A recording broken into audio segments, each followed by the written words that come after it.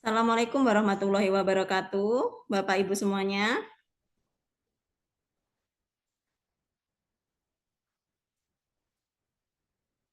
Selamat pagi dan salam sejahtera bagi kita semua.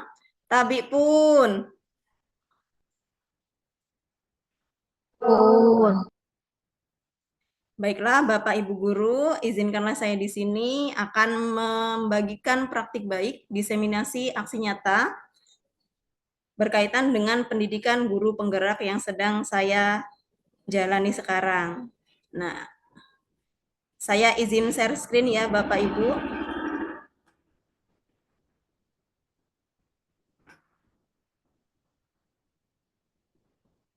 Apakah muncul Bapak Ibu?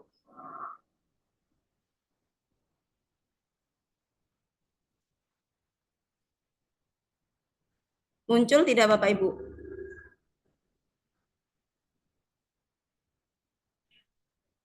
Muncul. Oke, sebentar.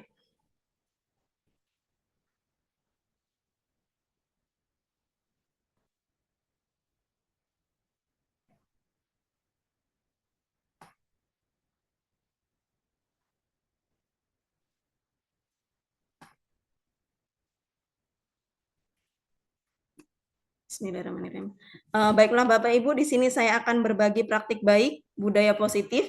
Sebelum acara ini saya mulai, marilah pertama kita panjatkan puji dan syukur kehadirat Allah Subhanahu wa taala atas limpahan berkat dan rahmatnya kita dapat bersama-sama menghadiri kegiatan ini. Kemudian yang kedua kalinya, sholawat serta salam senantiasa kita sanjungkan kepada junjungan kita Nabi besar Muhammad Shallallahu Alaihi Wasallam yang selalu kita nantikan syafaatnya di yaumil kiamah kelak. Allahumma amin. Berbagi praktik baik budaya positif. Bapak Ibu, kalau berbicara tentang budaya positif, menurut Bapak Ibu, apa itu budaya positif? Apa yang terbersit di pikiran Bapak Ibu? Adakah yang bisa memberikan pendapat? Silakan open mic.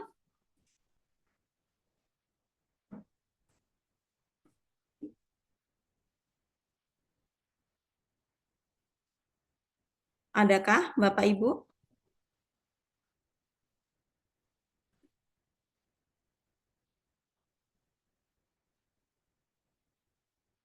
Oke, baiklah. Kalau tidak ada, langsung saja saya lanjutkan. Jadi, konsep inti budaya positif itu ada beberapa hal. Yang pertama, perubahan paradigma belajar, kemudian disiplin positif, motivasi perilaku manusia tentang hukuman dan penghargaan, kebutuhan dasar manusia, posisi kontrol restitusi, kesepakatan dan keyakinan kelas atau sekolah, dan segitiga restitusi. Yang pertama tentang perubahan paradigma belajar. Psikiater dan pendidik Dr. William Glasser dalam kontrol teori meluruskan beberapa miskonsepsi tentang makna kontrol, yaitu miskonsepsi yang pertama adalah ilusi bahwa guru mengontrol murid. Jadi yang sebenarnya kita pahami selama ini bahwa kita bisa mengontrol perilaku murid itu adalah salah. Murid itu melakukan sesuatu berdasarkan kebutuhan apa, ada tujuan tertentu yang ingin dipenuhi oleh murid tersebut. Ilusi yang kedua yaitu bahwa semua penguatan positif, efektif, dan bermanfaat. Jadi, untuk semua penguatan positif itu belum tentu bermanfaat. Jika penguatan positif itu terus-menerus dilakukan, itu akan menjadi hal yang biasa, terasa biasa saja bagi murid. Ilusi yang ketiga yaitu ilusi bahwa kritik dan membuat orang lain merasa bersalah dapat menguatkan karakter. Jadi ketika kita memelas di depan siswa, nanti kalau ini ibu nanti begini, itu ternyata tidak akan menguatkan karakter siswa. Itu akan memberikan efek negatif. Dan ilusi yang keempat bahwa orang dewasa memiliki hak untuk memaksa itu juga salah. Jadi setiap orang itu memiliki kebutuhannya masing-masing, memiliki haknya masing-masing. Jadi kita tidak memiliki hak untuk memaksa orang lain, seperti itu. Selanjutnya yaitu perlu adanya perubahan paradigma stimulus respon menjadi teori kontrol. Nah, pada stimulus respon itu realitas kebutuhan kita sama. Pada teori kontrol, kebutuhan kita itu berbeda. Pada stimulus respon, semua orang melihat hal yang sama. Pada teori kontrol, semua orang memiliki gambaran yang berbeda. Pada stimulus respon, kita mencoba mengubah orang agar berpandangan sama dengan kita. Pada teori kontrol, kita berusaha memahami pandangan orang lain tentang dunia. Pada stimulus respon, perilaku buruk dapat dilihat sebagai suatu kesalahan. Pada teori kontrol, semua perilaku memiliki tujuan. Kemudian selanjutnya orang lain bisa mengontrol saya, tapi pada teori kontrol hanya Anda yang bisa mengontrol diri Anda. Pada stimulus respon saya bisa mengontrol orang lain, pada teori kontrol Anda tidak bisa mengontrol orang lain. Pada stimulus respon, pemaksaan ada pada saat bujukan gagal, sedangkan pada teori kontrol, kolaborasi dan konsensus menciptakan pilihan-pilihan baru. Pada stimulus respon, model berpikir menang kalah, jadi ada satu pihak yang menang, entah itu korbannya atau pelakunya, dan satu pihak lagi kalah. Pada teori kontrol, model berpikir menang-menang. Jadi di sini teori kontrol mencari solusi dari permasalahan, tidak lagi ini salah siapa, seperti itu. Selanjutnya, tentang disiplin positif. Apa sih disiplin positif? Seseorang yang memiliki disiplin positif, berarti mereka bisa bertanggung jawab terhadap apa yang dilakukannya, karena mereka mendasarkan tindakan mereka pada nilai-nilai kebajikan universal berdasarkan motivasi intrinsik. Mengapa motivasi intrinsik di sini? Karena motivasi intrinsik itu berasal dari dalam diri siswa. Hal itu akan berpengaruh jauh lebih lama daripada motivasi ekstrinsik berupa motivasi dari luar seperti paksaan, bujukan, dan sebagainya. Selanjutnya, motivasi perilaku manusia, hukuman, dan penghargaan. Diane Gossen dalam bukunya Restructuring School Discipline menyatakan bahwa ada 3 motivasi perilaku manusia. Motivasi yang pertama yaitu untuk menghindari ketidaknyamanan atau hukuman. Ini berasal dari motivasi eksternal. Kemudian untuk mendapatkan imbalan atau penghargaan dari orang lain. Ini juga masih termasuk motivasi eksternal. Dan yang ketiga, untuk menjadi orang yang mereka inginkan dan menghargai diri sendiri dengan nilai-nilai yang mereka percaya. Ini merupakan motivasi intrinsik karena berasal dari dalam diri sendiri. Selanjutnya, perbedaan hukuman, konsekuensi, dan restitusi. Hukuman itu bersifat tidak terencana atau tiba-tiba. Anak atau murid tidak tahu apa yang akan terjadi dan tidak dilibatkan. Jadi berasal dari salah satu pihak saja, misal dari guru. Pihak guru yang memberikan dan murid hanya menerima suatu hukuman tanpa melalui suatu kesepakatan atau pengarahan dari pihak guru, baik sebelum atau sesudahnya. Hukuman bisa diberikan berupa fisik maupun psikis. Murid atau anak disakiti oleh suatu perbuatan dan kata-kata. Lalu apa itu konsekuensi? Konsekuensi ini sudah terencana dan sudah disepakati. Tetapi di konsekuensi, murid tetap dibuat tidak nyaman untuk jangka waktu pendek. Konsekuensi biasanya diberikan berdasarkan suatu data yang umumnya dapat diukur. Misalnya, jika murid melakukan kegiatan di luar kegiatan pembelajaran seperti mengobrol, maka murid tersebut akan kehilangan waktu bermain dan harus menyelesaikan tugas karena ketertinggalannya. Sikap guru di sini senantiasa memonitoring kegiatan murid. Dan selanjutnya yaitu restitusi. Restitusi adalah proses menciptakan kondisi bagi murid untuk memperbaiki kesalahan mereka. Sehingga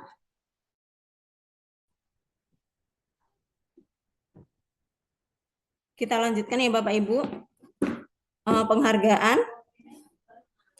Restitusi tadi ya Mas Ian ya. Restitusi adalah proses menciptakan kondisi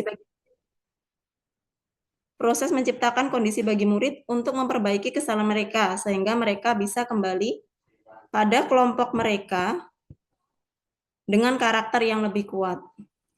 Restitusi juga merupakan proses kolaboratif yang mengajarkan murid untuk mencari solusi untuk masalah mereka dan membantu murid berpikir tentang orang seperti apa yang mereka inginkan dan bagaimana mereka harus memperlakukan orang lain.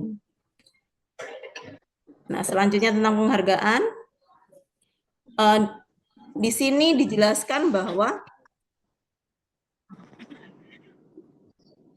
menurut Alfikon, beliau mengemukakan baik penghargaan maupun hukuman adalah cara-cara mengontrol perilaku seseorang yang menghancurkan potensi untuk pembelajaran yang sesungguhnya.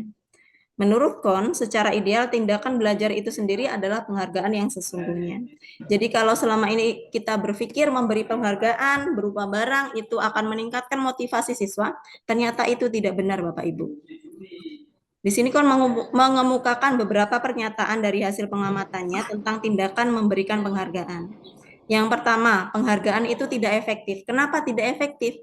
Karena penghargaan itu akan membuat siswa melakukan sesuatu karena berharap akan mendapatkan suatu imbalan. Dia tidak ikhlas melakukannya, dan apabila dia tidak lagi diberikan penghargaan, maka dia tidak akan mau melakukan hal tersebut.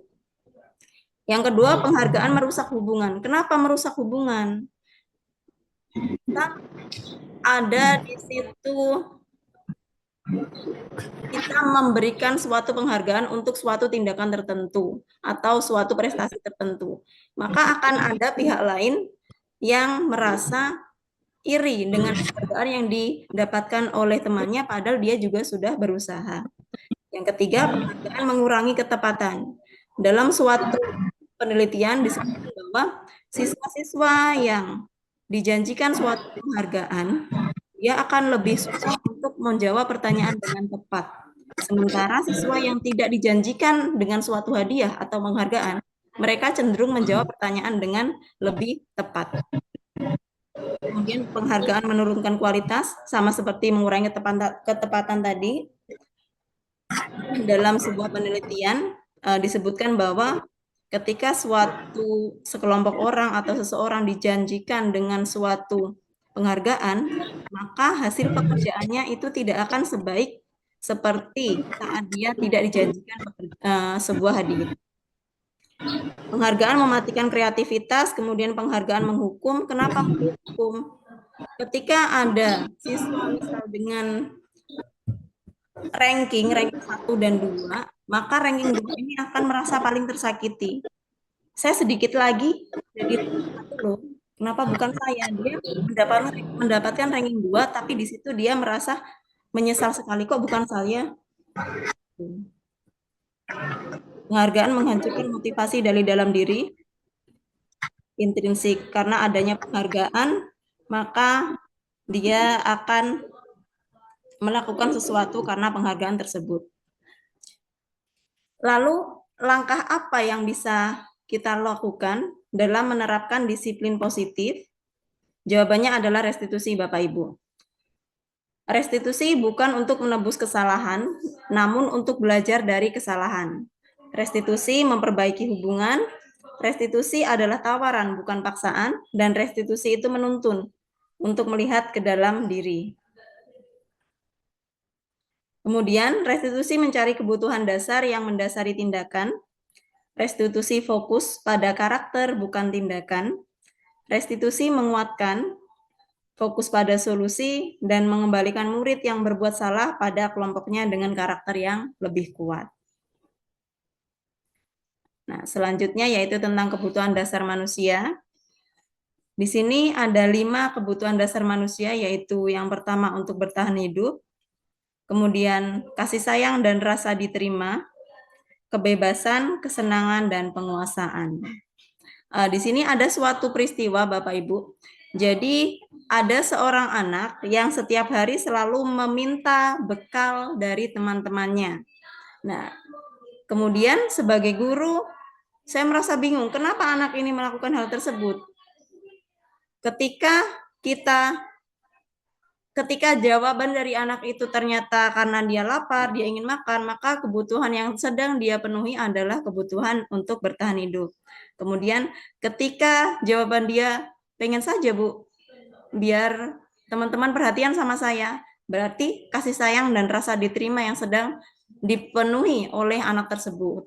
Kemudian ketika jawabannya adalah biar saya kelihatan hebat, Bu, biar saya kelihatan kuat, maka kebutuhan penguasaan yang sedang dipenuhi oleh anak tersebut. Dan ketika ternyata anak itu melakukan hal itu untuk supaya dia ingin melihat ekspresi teman-temannya seperti itu lucu menurut dia, maka kebutuhan yang sedang dia penuhi adalah kebutuhan akan kesenangan. Seperti itu. Nah, selanjutnya tentang posisi kontrol restitusi, ada 5 posisi kontrol restitusi, yaitu yang pertama, sebagai penghukum, pembuat rasa bersalah, sebagai pemantau, sebagai teman, dan sebagai manajer. Nah, posisi pemantau, penghukum, bisa menggunakan hukuman fisik maupun verbal. Kemudian pembuat rasa bersalah, guru akan bersuara lebih lembut, menggunakan keheningan yang membuat orang lain merasa tidak nyaman, bersalah, atau rendah diri. Kemudian posisi sebagai teman, guru pada posisi ini tidak akan menyakiti murid, namun akan tetap berupaya mengontrol murid melalui persuasi. Tetapi apabila guru tidak sempat membantu murid, maka murid akan merasa kecewa dan tidak mau lagi berusaha. Kemudian posisi pemantau, guru dengan posisi ini bertanggung jawab memantau perilaku siswa berdasarkan peraturan dan konsekuensi. Yang kelima, posisi manajer. Posisi di mana guru berbuat suatu bersama dengan murid, mempersilahkan murid mempertanggungjawabkan perilakunya, mendukung murid agar dapat menemukan solusi atas permasalahan dirinya. Contohnya seperti apa sih kelima posisi ini? Misal nih, ada anak yang telat untuk berangkat ke sekolah, maka posisi penghukum akan berbicara seperti ini. Kamu telat lagi, tiap hari telat. Kamu nggak bisa ya kalau nggak telat. Itu posisi penghukum. Kalau pembuat rasa bersalah, dia akan berkata, ya ampun nak, kamu tiap hari kok telat. Kamu nggak kasihan sama ibu. Masa tiap hari ibu harus dipanggil kepala sekolah gara-gara kamu? Itu adalah posisi pembuat rasa bersalah. Kemudian kalau sebagai teman, kamu telat lagi. Coba besok bisa nggak kalau nggak telat? Ya udah sana silahkan masuk kelas. Itu posisi sebagai teman. Kalau posisi sebagai pemantau, dia akan berbicara, kamu hari ini telat lagi. Kamu tahu kan apa hukumannya?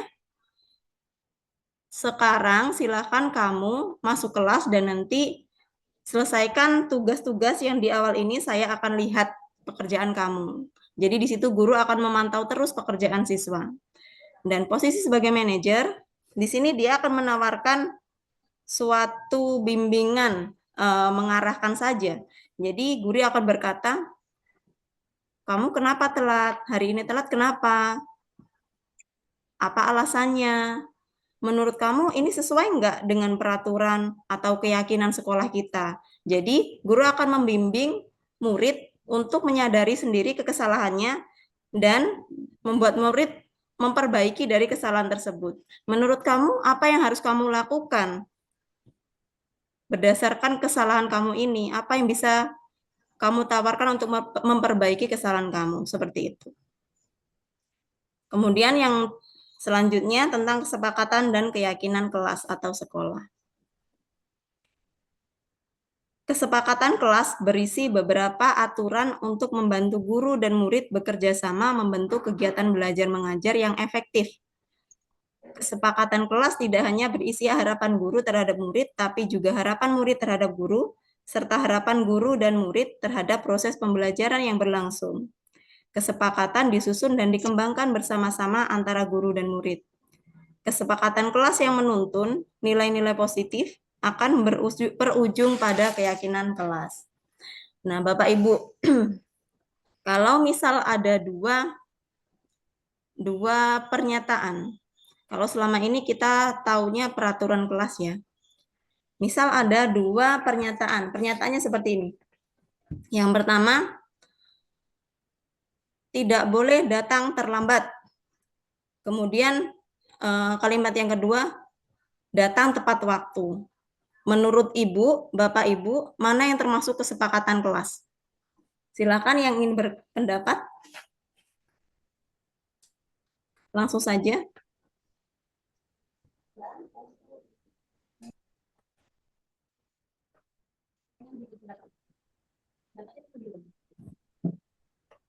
Silakan Pendapatnya dibagi. langsung open mic saja.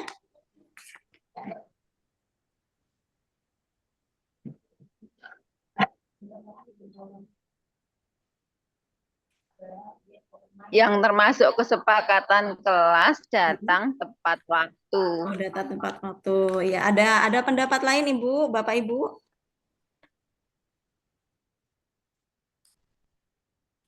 Tidak ada? Oke, baiklah. Bedanya kesepakatan kelas dan peraturan kelas, kalau selama ini kita membuat peraturan kelas itu banyak menggunakan kata-kata negatif. Tidak boleh terlambat, tidak boleh mengenakan sepatu selain warna hitam. Jadi kesepakatan kelas itu dibuat dengan kalimat yang positif. Apa yang kita inginkan? Datang tepat waktu, yaitu berarti kesepakatan kelasnya. Kemudian menggunakan seragam sesuai jadwal itu adalah kesepakatan kelas. Jadi kalimat positif yang digunakan. Dan kesepakatan kelas itu dikumpulkan dari pendapat siswa. Jadi kita kumpulkan dulu pendapat siswa, kita data, kumpulkan, kemudian dari kesepakatan kelas tersebut kita menuju ke keyakinan kelas. Keyakinan kelas merupakan kesepakatan kelas yang diyakini bersama oleh guru dan murid selama proses pembelajaran. Berikut ini beberapa hal yang berkaitan dengan keyakinan kelas. Yang pertama, bersifat lebih abstrak daripada peraturan yang lebih rinci dan konkret. Keyakinan kelas berupa pernyataan-pernyataan universal. Pernyataan keyakinan kelas senantiasa dibuat dalam bentuk positif. Keyakinan kelas hendaknya tidak terlalu banyak sehingga mudah diingat dan dipahami oleh semua warga kelas. Keyakinan kelas sebaiknya sesuatu yang dapat diterapkan di lingkungan tersebut. Semua warga kelas hendaknya ikut berkontribusi dalam pembuatan keyakinan kelas dan bersedia meninjau kembali keyakinan kelas dari waktu ke waktu. Jadi keyakinan kelas ini tidak saklek. Ketika kita memerlukan perubahan, ada suatu keyakinan yang dirasa itu nggak sesuai dengan karakter kami, maka keyakinan itu bisa diubah. Seperti itu. Selanjutnya ini, Bapak Ibu, ini adalah peraturan kelas. Kembalikan barang ke tempatnya, dilarang mengganggu orang lain, hadir di sekolah 15 menit sebelum pembelajaran dimulai, dan sebagainya. Dan di kolom sebelah kanan itu adalah nilai kebajikan yang dituju. Kembalikan barang ke tempatnya. Kira-kira nilai kebajikan apa yang sedang dituju?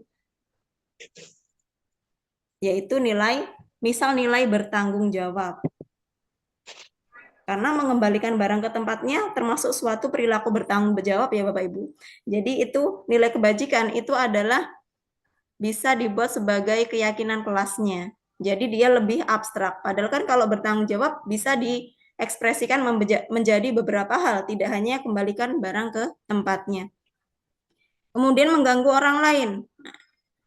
Dilarang mengganggu orang lain, bisa saja itu merupakan bentuk menghormati orang lain. Hadir di sekolah 15 menit sebelum pembelajaran dimulai, itu adalah nilai kebajikannya tepat waktu. Dan seterusnya, dilarang melakukan kekerasan itu adalah keselamatan dan menghormati orang lain. Dilarang menggunakan narkoba, itu karena kesehatan. Dilarang merokok, itu nilai kebajikannya menghormati orang lain dan kesehatan, dan seterusnya. Nah, nilai kebajikan ini adalah kata-kata atau hal-hal abstrak yang bisa kita gunakan untuk membentuk keyakinan kelas. Seperti itu. Jadi keyakinan kelas itu bersifat lebih abstrak. Melalui kata menghormati orang lain misal, itu bisa kita jabarkan tidak hanya mengganggu orang lain ya, bisa saja mempersilahkan atau memberi kesempatan orang lain untuk beribadah, menghargai pendapat orang lain, dan seterusnya. Banyak sekali kegiatan yang menggambarkan menghormati orang lain. Selanjutnya, tentang segitiga restitusi. Segitiga restitusi ini adalah cara untuk menyelesaikan masalah tanpa menimbulkan masalah. Seperti itu. Jadi langkah-langkah segitiga restitusi itu adalah menstabilkan identitas, validasi tindakan yang salah, dan menanyakan keyakinan. Maksudnya gimana sih? Akan kita pelajari. Pada tahapan menstabilkan identitas, biasanya seseorang itu bertujuan untuk mengubah identitas anak dari orang yang gagal karena melakukan kesalahan menjadi orang yang sukses. Dengan kata-kata sebagai berikut. Kita seolah-olah mendukung anak. Berbuat salah itu nggak apa-apa kok. Tidak ada manusia yang sempurna. Saya juga pernah melakukan kesalahan seperti itu. Kita bisa menyelesaikan ini. Bapak atau saya tidak tertarik mencari siapa yang salah, tapi saya ingin mencari solusi dari permasalahan ini. Kamu berhak kok merasa begitu. Apa kamu sedang menjadi teman yang baik buat dirimu sendiri? Nah, itu adalah kata-kata yang bisa digunakan dalam tahapan menstabilkan identitas. Langkah yang kedua yaitu tentang validasi tindakan yang salah. Setiap tindakan yang kita lakukan dengan suatu tujuan, yaitu memenuhi kebutuhan dasar. Yang tadi sudah kita pelajari ada 5 kebutuhan dasar manusia. Nah, pada tahapan kedua ini, guru seolah mendukung tindakan mereka. Kata-kata yang bisa diucapkan yaitu, padahal kamu bisa melakukan hal yang lebih buruk ya dari ini. Kamu pasti punya alasan mengapa melakukan hal ini. Kamu patut bangga pada dirimu sendiri karena kamu telah melindungi sesuatu yang penting.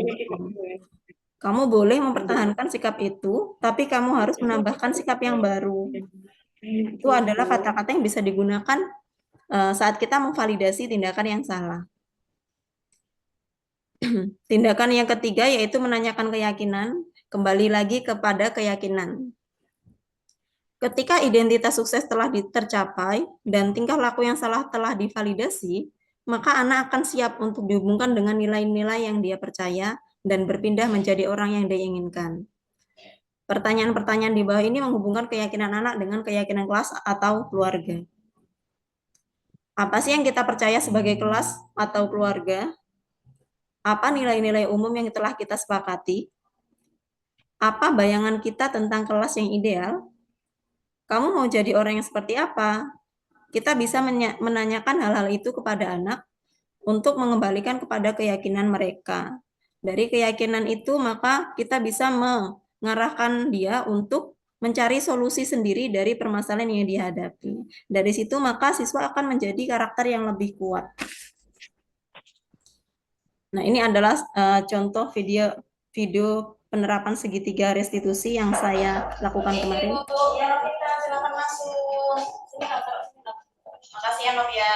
Novita, bisa kita ngobrol sebentar? Ya, Bu, silakan. Nah, tadi kan saya dari kelas kamu ya. Saya dengar kamu itu nyindir si Rizky. Kamu kesel ya sama Rizky ya? Enggak, Bu. Yakin. Kamu ini kan Rizky nyontek hasil ulangan hasil pekerjaan kamu kan? Sebenarnya iya, Bu. Rizky mengerjakan teman saya. Nilainya lebih besar dari saya. Kan jadinya kesel saya. Oh, jadi gitu ya. Nah, ya sih kalau kamu kesel. Kalau saya jadi kamu, pasti saya juga kesel. Iya. Tapi kamu hebat sih. Masih bisa nahan diri kamu. Kamu cuma nyindir Rizky aja. Padahal kan kamu bisa berbuat lebih baik dari itu. Tenangkan emosi saya. Tapi Novita, kira-kira perilaku kamu itu sesuai nggak dengan keyakinan kelas kita? Nggak sesuainya dengan nilai yang mana? Habis ya? Kalau kamu berpikir itu nggak sesuai dengan keyakinan kelas kita, lalu bagaimana cara kamu, cara yang baik tentunya, untuk mendapatkan keadilan dari peristiwa ini? Saya akan bicara sama Rizky supaya kamu yakin bisa melakukan? Tapi ingat ya, ngomongnya harus dengan cara yang baik. Nah, kita sekarang silakan istirahat.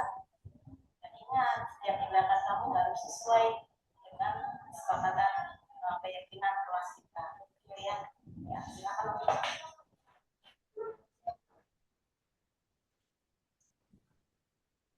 Nah, itu adalah contoh dari penerapan segitiga restitusi yang telah saya lakukan. pengalaman dan pembelajaran yang saya dapat setelah menerapkan konsep-konsep budaya positif. Nah, ini adalah bentuk keyakinan kelas yang sudah saya buat di kelas 11 IPA, yaitu ada 4 keyakinan kelas yang dijabarkan lagi menjadi kesepakatan kelas. Keyakinan yang pertama tentang religius, kemudian peduli lingkungan, toleransi, dan disiplin. Religius dibagi menjadi 3 kesepakatan, berdoa sebelum dan setelah belajar, mengucap salam sebelum masuk kelas, mengaji di jam pertama. Kemudian dari kesepakatan kelas 1-5 itu mengacu kepada peduli lingkungan. Yang pertama, melaksanakan piket kelas bersama, membuang sampah pada tempatnya, membersihkan lingkungan di sekitar kelas, menjaga kelas agar tetap bersih, dan mengikuti kegiatan kebersihan sekolah. Kemudian pada nilai toleransi ada 4 aspek, menghormati guru dan siswa, berteman dengan semua siswa, saling tolong-menolong dalam kebaikan, menggunakan kata-kata yang sopan. Kemudian dari keyakinan disiplin ada 3, masuk sekolah dan pulang tepat waktu, memakai seragam sesuai jadwal, dan mengumpulkan tugas tepat waktu. Itu adalah keyakinan yang saya buat di kelas 11 IPA. Nah, ini adalah dokumentasi penerapan keyakinan kelas tentang peduli lingkungan. Nah, selain peduli lingkungan, ini berawal dari curhatan saya ketika melihat depan kelas yang kotor dan banyak rumputnya. Jadi, ketika itu saya bilang ke anak-anak, "Nak, coba sih kalau kita tanamin bunga di depan itu gimana ya?" Terus mereka meresponnya dengan sangat antusias ternyata. "Saya bawa ini, Bu, saya bawa ini, Bu, saya bawa ini." Dan akhirnya terjadilah suatu kegiatan yang itu berdasarkan keyakinan kelas kita tentang peduli lingkungan. Seperti itu, Bapak Ibu. Selain peduli lingkungan, di sini juga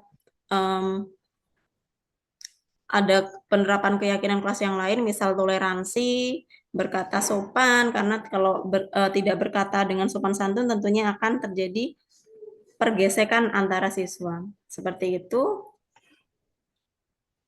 Sekian praktik baik dari saya, Bapak Ibu. Terima kasih atas perhatiannya. Wassalamualaikum warahmatullahi wabarakatuh.